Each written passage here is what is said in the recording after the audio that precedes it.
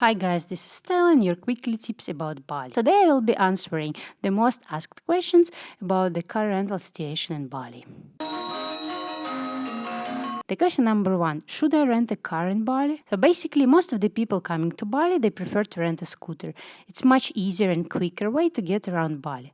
But I guess if you're coming with the family or you are looking for more safer and more comfortable way to get around, the car is your choice. The most annoying thing about the car in Bali is that you will be probably stuck in traffic in the most touristic busy areas of Bali. But the good thing is that you can turn on the AC, you can turn on the music and just enjoy the cool comfort of the car. And yes, the traffic in Bali is crazy, so if you drive a car, you will feel much more safe than when you're riding a scooter. The next question is it expensive to rent a car in Bali? No, it's not expensive at all. I used to travel a lot and I can tell you that Bali is probably one of the cheapest places to rent a car. The prices start from something like 15-20 US dollars per day. That's really cheap. If you plan to rent for 4 weeks, this will cost you only 300-350 US. These are the prices for the manual shift. If you prefer to drive an automatic car, then you should be expected to pay something like 25 US a day and maybe 400, 450 or even 500 for a month. Another very common question is it safe to drive in Bali? The traffic in Bali is really crazy and sometimes it can be even dangerous because people don't really follow any rules and they don't respect each other on the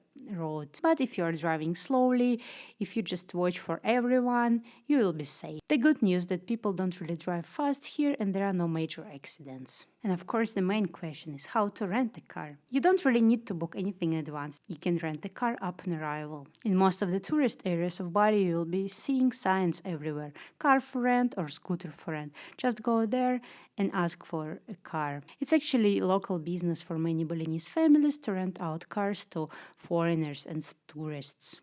But don't forget to bargain because now you know the prices. Another good thing is that there are no requirements to rent a car. They don't ask you for ID, they don't ask you for driving license, they don't ask what age you are. Anyone who knows how to drive a car can rent a car in Bali. Officially, to drive a car, you're required to have international license that looks like this. In lots of the situations when tourists are stopped by police and they have no driving license, they just pay a bribe of 5 or 10 US dollars. This is probably ridiculous for many Westerners, but this is how things are in Bali. Another question is, which car should I rent in Bali? You're lucky, there is not much of the choice of cars in Bali. You will be most probably offered to rent Toyota Avanza. It's a 7-seater car, it's like a small minivan. It's really convenient if you have a big family or you are going to put surfboards inside or you just need an extra space. There are also smaller cars, but sometimes they are not cheaper than Toyota Avanza. One of my favorite smaller cars is Suzuki Splash. Okay, and the last tip. It's quite easy to get around Bali using Google Maps. Most of the sightseeing spots, cafe, restaurants, hotels, temples and other stuff is on Google Maps. So make sure you use one. Most of the cases it's much easier to get around by Google Map than asking locals because locals sometimes for some weird reasons give you wrong directions. Okay, that's it for today. Don't forget to subscribe and give me thumbs up if you like my videos. Any questions? Please leave them in the comments. For more information about Bali, don't forget to visit my blog baliblogger.info.